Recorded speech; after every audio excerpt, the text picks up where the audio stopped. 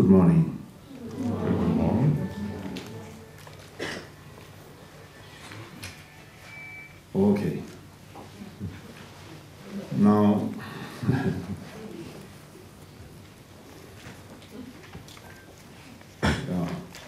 good that I forgot something. But anyway. Was vergessen, aber naja. Yeah. Most important part is still not forgot, so which is bodhicitta. So, das Wichtigste habe ich aber nicht vergessen, das ist Bodhicitta. Yeah.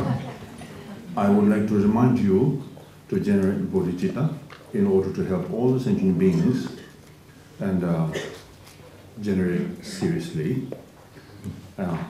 So this is going to be very meaningful, our generation in this prayer hall. Okay. Now I'm going to read again as I do usually. Maybe there are some newcomers or new faces, although I don't see new faces there. My eyesight not so good. But anyway, I'm going to read again.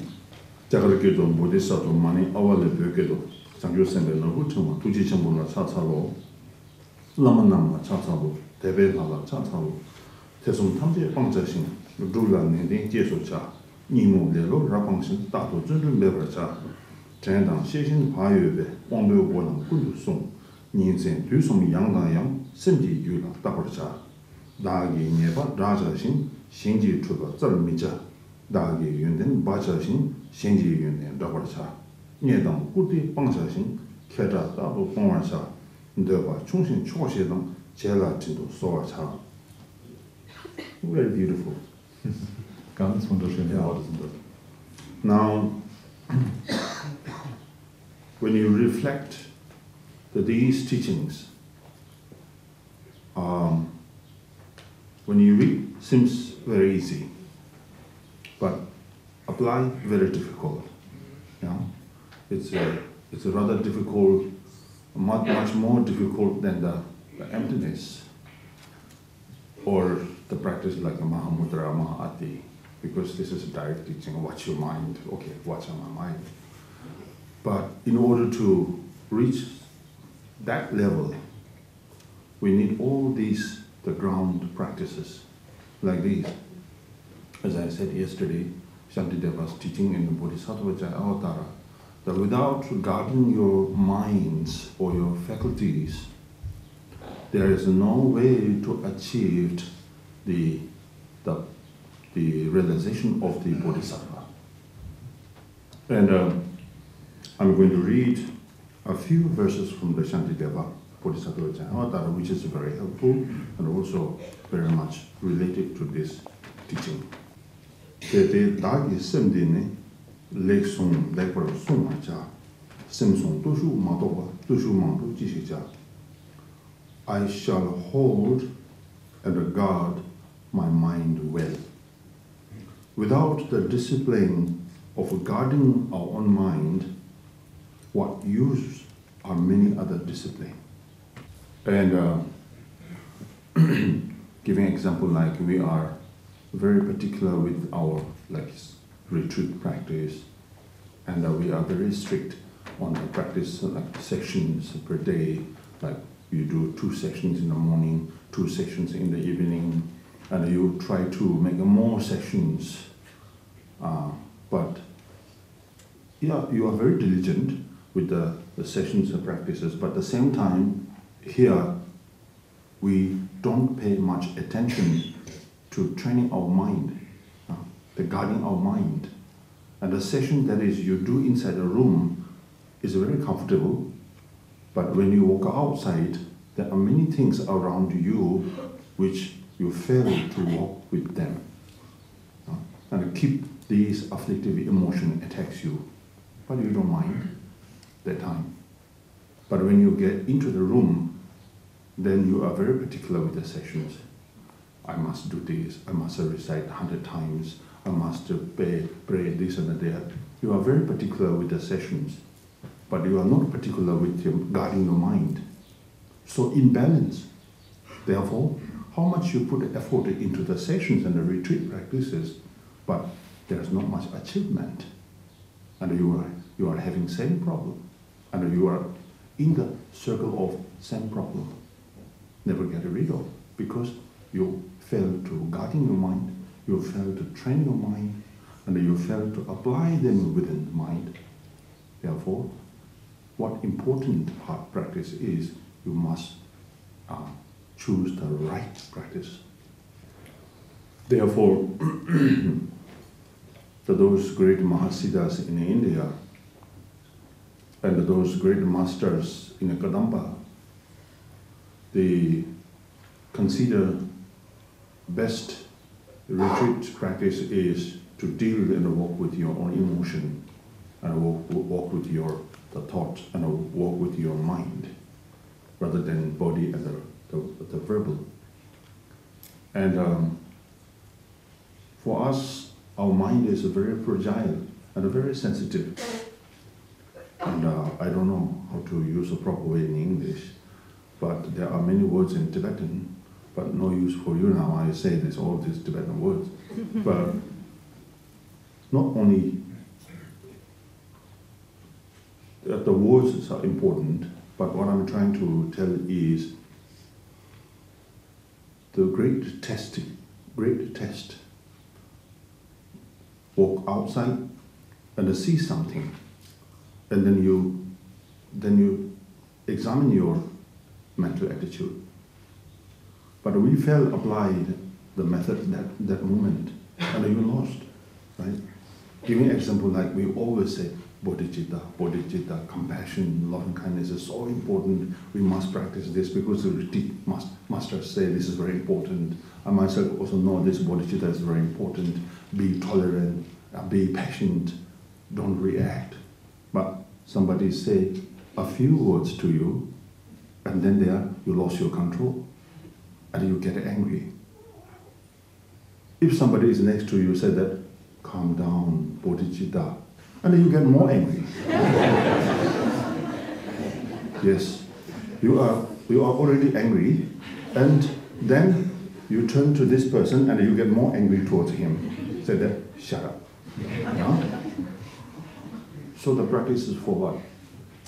And you have been practiced quite a long time and failed to apply that moment, and somebody remind you that moment and also failed to apply the bodhicitta, and you get more angry towards him. So this is our weakest point in the practice. Seems everything okay, good weather, good food, comfortable room, I'm not sick, mentally relaxed, I do practice. But some difficult situation come to you, if you cannot apply that moment, then the practice for what? That's why Kadamba says the great test should apply. That's why when we practice, there are 3 trainings, Tibetan called labasum. So the first laba, or first training, is the training of the morality. Second is the training of the concentrated meditation. Then the last one is the training of the wisdom. So therefore, why the first is the training of the morality?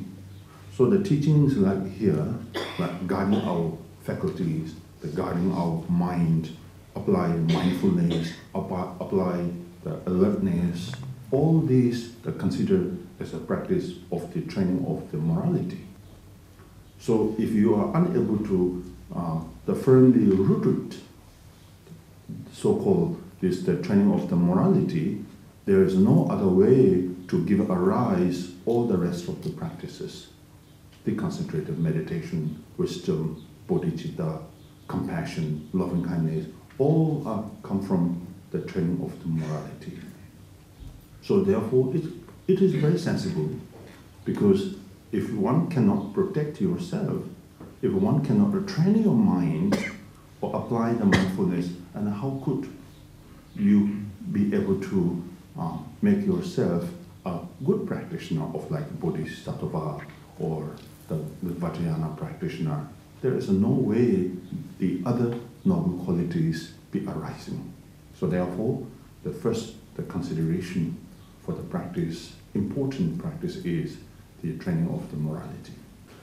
Anyway, so now we continue, because talk maybe briefly introduce you so how important these things. So that's why I had to break.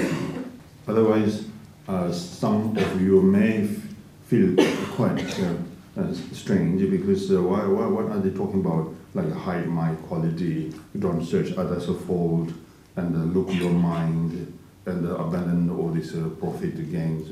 So it doesn't make much sense. But all that is a training for the guiding our mind and the training your mind.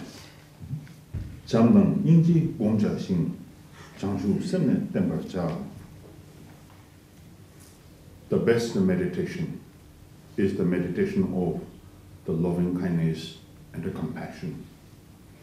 Loving kindness and the compassion is not something that need to be understood intellectually, but it rather need to apply experientially, that one should be very compassionate, the person who need to develop or make a full of compassion and loving kindness in their heart. So if you are able to make it, then we call this as a bodhisattva. When you say the bodhisattva is the person who applies these practices, one make it mingle, inseparable, yourself and these two practices. And the concept of the compassion and the loving kindness is, if you, it refers to the sense of like feeling closeness to someone, or could be meant a sense of like feeling of a pity, then that's wrong. Because many of us mistake with that kind of emotion, like feeling closeness towards my close friends, my relatives, those people who I know very well and who already make a connection. So you feel very close, and the feeling of closeness towards these beings, or maybe sometimes you see some the difficult situation with certain people, then you feel like a pity. Oh, it's pity. Oh, pity. So like that. So that is not the entire concept of the compassion and loving kindness. The loving kindness, the concept of the loving kindness and the compassion means like someone really responsible fully to take care of all sentient beings, avoiding the partiality, your friends, strangers, or animal, not animal, enemy, sorry, enemy. So whatsoever, so to avoid these, the partiality, and also cut the longing yourself for yourself, and cut the tie for the welfare of yourself. But it's completely, you are giving up everything for the benefit of sentient beings. So that kind of a genuine feeling, that's something very beautiful and a very sweet and a very comfortable feeling arises. And whatever you do, physically, verbally, mentally, all are for others. So that sort of the unfabricated or uncontaminated, the feeling, that kind of responsibility is we consider as a Buddha, the compassion, or the concept of the compassion and the loving kindness. Langritangpa, yeah, Langritangpa is the very great Kadampa master, and in his teaching he says that the individual, when he or she experiences the pain and the suffering, and at the same time, if you naturally feel for others because of your pain and your experience of the pain and the suffering, at the same time you feel very compassionate, oh, this is nothing, but others, the number-wise, too many. So what happens, because like this kind of pain and the suffering, I am lost to my patient because I cannot tolerate my dependent suffering. But what happens to those all sentient beings having same situation and the pain and the suffering? So the finding out the method to solve your own problem, but rather you apply like more bodhicitta towards all sentient beings because of your own experience of dependent suffering, and you more care for others than the pain and the suffering. That kind of natural, the feeling of the genuine compassion arise, then the Longzhi says this is the genuine bodhicitta and the genuine bodhisattva. And therefore, when you practice like compassion and the loving kindness, and you can develop the sense of like, I am looking for the omniscient state of Buddhahood. In order to achieve the omniscient state of Buddhahood, one should cultivate bodhicitta. But without bodhicitta, without compassion, without the loving kindness, then there is no way to be achieved the omniscient state of Buddhahood. In order to cultivate this compassion, loving kindness, bodhicitta, one needs to depend on others. Without sentient beings, there is no way, as I said yesterday, there is no way to cultivate or to generate all the noble qualities. So all depend on sentient beings. And so therefore, Bodhisattva Avatara, Shantideva says, to achieve the enlightenment, the kindness-wise equal between the Buddha and the sentient beings. Without the Buddha, there is no teaching. No teaching, we cannot apply the Buddha Dhamma. Therefore, no enlightenment, right? So, without the sentient beings, there is no way to develop the qualities. And if you are unable to develop the noble qualities, there is no enlightenment. So the Shantideva precisely said, in order to achieve the enlightenment, there is totally equal, the equality of the kindness of the Buddha and the sentient beings. Yeah, so therefore, the loving affection or the compassionate affection is very important. Like a child, so when mother holds the child cries, and then your physical, the gentle touching is very important to calm her or he down, isn't it? Yes, and so this means we need someone's care, and someone's like the love and someone's compassion. If you are in the circle of compassion and love and kindness, and these individuals are naturally being so calm and peaceful. If the father and the mother always argue, fighting, then the kids look at you, and later part they themselves also become like your father and mother, who is really so full of anger and full of like the agitations. And the affection is very bad. There is effect. If the father and the mother are so peaceful, gentle, loving each other, very caring, then the child grow up, become the same.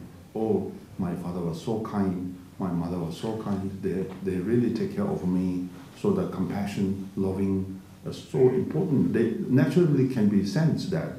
But if father and the mother always are fighting and argue with each other, make noise from the morning and up to evening, so whole day make noise, and the kids later, when they grow up, and the same thing, say that, oh, my dad also do like that, so my mother also do like that.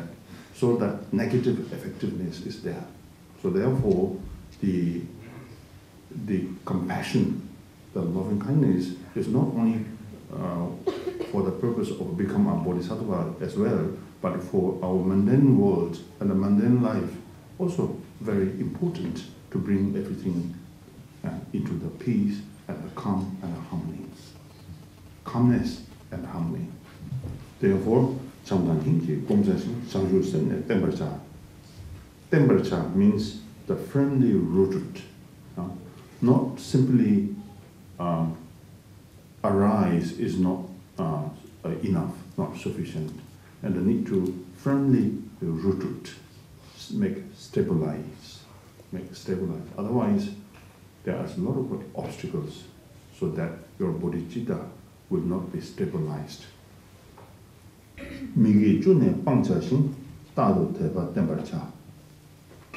So this is also talking about the morality, training of the morality. So one should avoid the 10 non-virtues that everybody knows.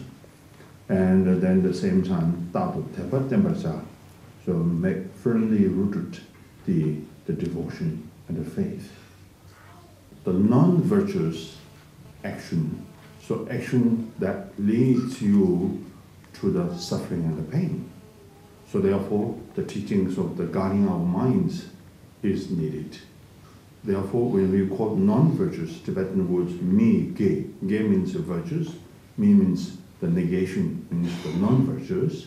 If you engage in non-virtuous action of the body, speech, mind, or whatsoever, so this will definitely lead you to the experience of the suffering and the pain. Therefore, in order to, this is a kind of a training of the morality, which if you apply these, helps you to protect and to guard your mind that the engaging in these non-virtues. So if you do that, so that as a result from there, you will have the space or the available to arise or to develop all the rest of the qualities. Tadu teba tembacha. Teba simply means like trust. The trust that which is right and which is wrong, you have to have a trust. The trust that associates with the wisdom. Without wisdom, the trust alone would not be workable. It will not lead you to that realization. But the trust that is associated with the wisdom, then you realize, yes, it is true that I need to adopt this the right thing. I must abandon this is the wrong thing, because you know the reason why I need to be adopted and the reason why I need to abandon the things, these two different notions, realizing the truth and their essence. So that is we call tepa. Does not mean only like tepa means like devotion only, but the tepa is rather trust or realization, the realization that associate along with the wisdom that makes you comfortable. When you do practice, everything you do that willingly, and the interesting with the interest, and with the willingly, with the joyfully, you do practice, so that gives you the result from the practice. Chodang maja shomjashin membe semang debarcha. Chodang means anger or arrogance. Maja means pride, need to vanquish or abandon it. Because anger is the destroyer of our ultimate peace of the mind. Anger is the destroyer of the ultimate, the enlightenment. So therefore, in the Bodhisattva practice, in Mahayana practice, the prime enemy is the anger. Whole teaching of the Kadampa and the Bodhisattva Jayavadara is working with the anger. First, recognition. We cannot vanquish directly this power of anger, but by recognition of the anger, that helps us to reduce or subdue the power of the anger. Next, apply the application. Then we walk with the anger. We cannot combat or suppress the anger, but rather bring anger as a friend and realize the essence of the anger, then eventually or gradually bring the anger as a practice. Then it comes transformation, the transformation of your emotion with your wisdom. So these are all so-called the systematic practice, the way of applying to those practices. So therefore, tro is the arrogance. Therefore, in the teachings of like Mahamudra, Mahāti as well, the general teachings from there are general and extraordinary teachings that goes along with your the development of your practice. But when they generalize, they tell us, oh, when those powerful emotional forces arise, apply mindfulness. And make sure that you identify when it arises or when it attacks you. That means we still not fully developed our ability or capability to combat these emotional forces directly. No, because this is not the time for us to do like that, but time for us to pay more attention. If your mind is always being mindful, then the chances to these powerful emotional forces get less and less to arise in your mind. So therefore, our first step is being mindful. When the certain like unfavorable object, when you meet, then there is some sense of feeling of anger or whatsoever arises, then you should tell yourself, oh, this is a time for me to be careful. So if you lost your control that moment, then no matter how many applications you may apply, but never walk. Never walk. Today fell, tomorrow fell, after tomorrow fell.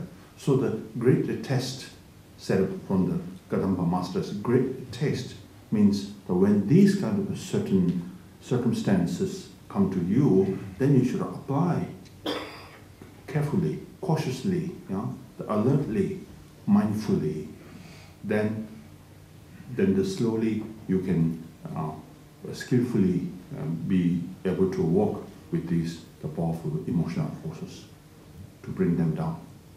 Attention, we always call attention, right? And also the masters, when they perform teachings, they say, listen me attentively. Listen me attentively. Listen me attentively means they sense that you are really not listening attentively.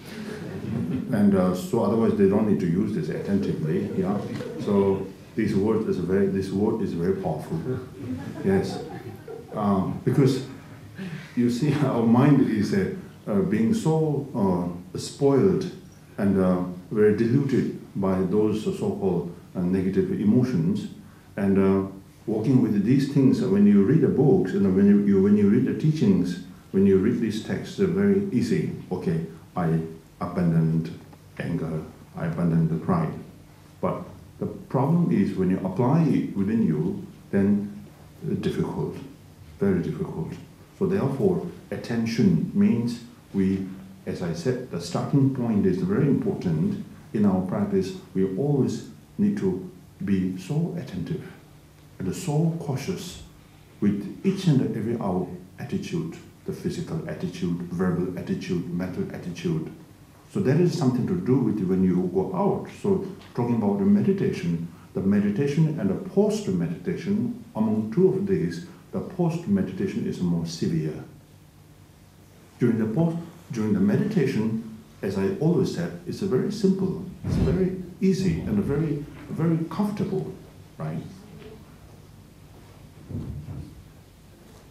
Somebody fall down? I'm sure he or she is okay. All right?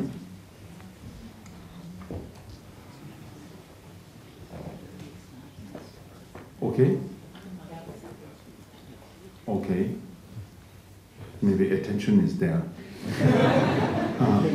So attentively we have heard something. So therefore attention is the kind of, as I said, guarding our mind. Guarding our mind. So we need it. We can't really directly walk with our emotion, anger, pride. Difficult, but rather attention, pay attention, be very attentive, and helps us to walk with them. Then the same case to the pride, similar. So all are the same characteristic. the differentiation between is tro, arrogance come from others. Because of others, then I arise the control. But majal, the pride, arises for my own, like certain practice or certain, like the profit or certain quality. Because of this, the pride arises. And the point here is, why do we need to work with these, the powerful emotional forces? Because we tend to do practices like visualization, the recitation mantras, as well as we do sometimes like long retreat or short retreat, whatsoever. We tend to do more practices. Why? You need to know the reason why you are doing a retreat. And the reason you must know why you are doing practice. And the reason you must know why you follow the instructions very strictly. Because I'm quite sure this is something that you are looking for, gaining some good experience from their practice, right? But at the same time, if you do not work with these kind of emotional forces, then how much time you spend with your practice, but there is a very slim chance to gain experience from your practice, because the most prime obstacles and the hindrances are here, and we do not work with them. Pride is there, anger is there, all the negative emotions are there. So because of these, that disturb us to develop these practices. These negative emotion disturbs us to progress our practices. These negative emotion disturbs us to gain a good experience from the practice. And these disturbs us to achieve the good practices. So therefore, you see, the negative is here, but here you spend too much time, but this you ignore here. You totally ignore, right? So if you don't work with this and you solely and totally spend your time with the practice, it's almost useless, to be honest with you. And to avoid entertain you. If you really seriously rely on the teachings of these Kadampas or the great masters, I have to be very straightforward. So if you do not work with this, really, how much spend your time for retreat under 3 years or 6 years or 9 years? So you must know what is the weakness in your practice, what is the false and the mystic and the forties, because of these powerful are still with you. You are still enjoying with them. Yeah? So therefore, the achievement, the success are not there. Remember, Sendang Dembarcha means keep low profile. That is also this very specialist, the practice in the Kadampa. They always say, they always instruct to the practitioners, keep low profile, but strengthen the power of your practice and to do more or develop your practice. But at the same time, keep low profile. If you don't keep low profile, there will be a lot of misunderstanding and a mishandling with your practice, and this leads your pride up again. Oh, I'm a great master, I'm a great meditator. So instead of a practice helping bring down your emotion, but it increase, instead of declaring the negativities, it incline the pride and the what called the anger, or all sort of. So therefore, keep low profile when you do practice, but work with these very high speed. You can gear up as much as you can, but keeping low profile is a very important practice. Also in Vinaya, yes. But you must not make mistake with sometimes, like you may sense this is a kind of like inferior attitude. So that, oh, I don't know anything, oh, I'm hopeless, and not like that. Of course, you can be proud with what you have knowledge, but this kind of practice need to keep low profile, because we are not really reached the level of where the mind is fully stabilized.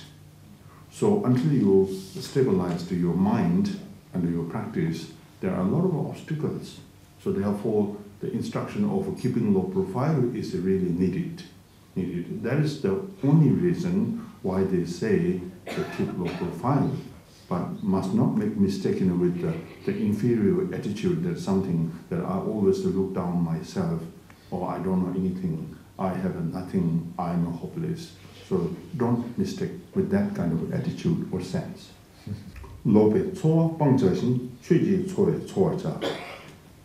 This instruction is, I think, is most probably for the retreatants, the person who is doing a retreat and giving up completely this mundane world life and become very strictly and genuinely the retreatants. So then this teaching is the fits and the suits to these practitioners. And because it often can be happen, like these kind of retreatant, the practitioners, like misusing the Dharma, and like the non-virtue the lifestyle, or sustaining their life with the non-virtuous action, like lying or misbehaving or teaching or misusing the Dharma. So this way, like you earn like the profit and you gain like the respect or the offerings, like this. So this is kind of contradict to the practice or to the practitioners who are supposed to be good practitioners of the retreatants. Therefore,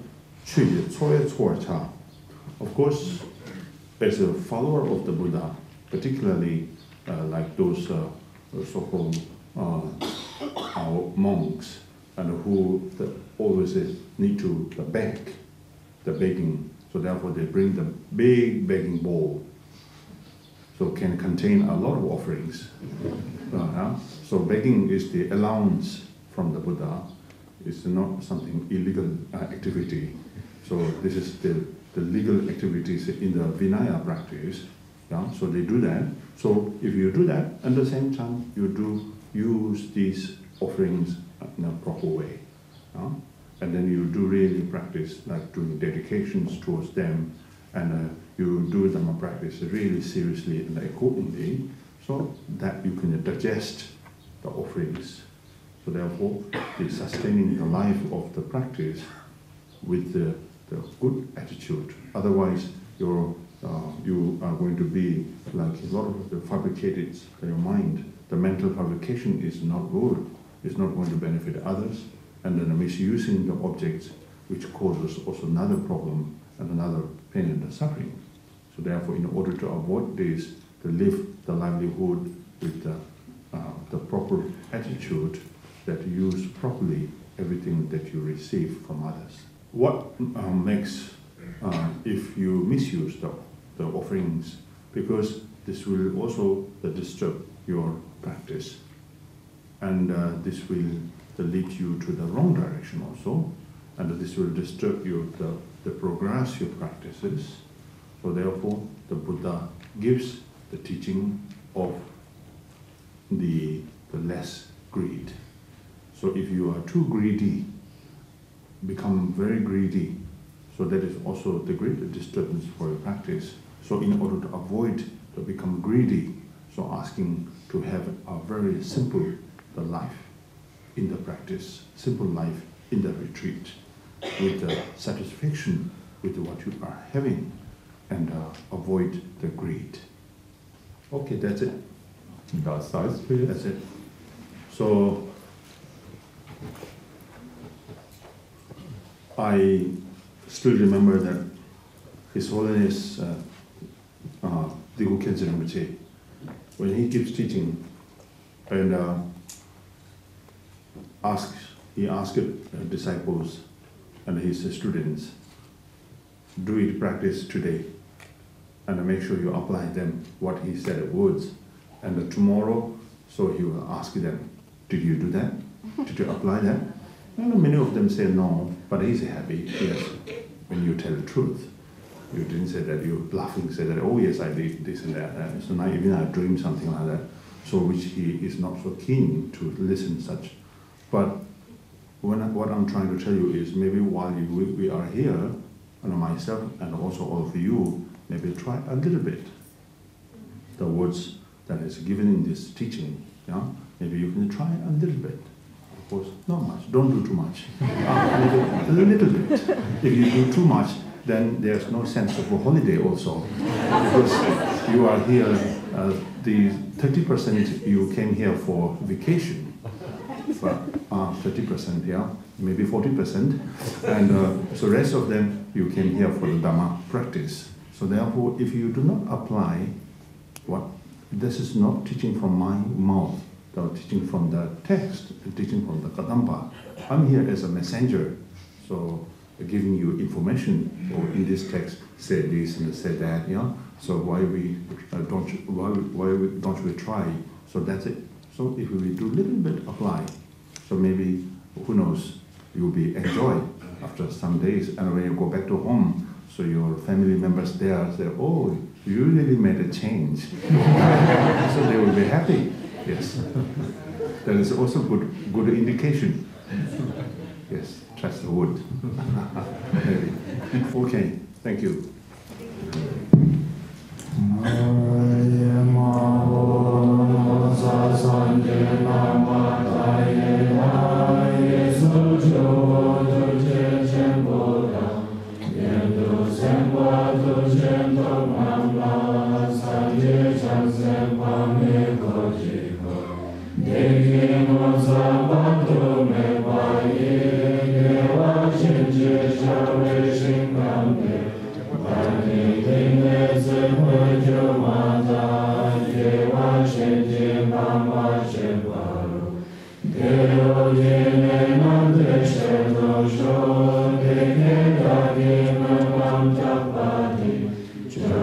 Sangye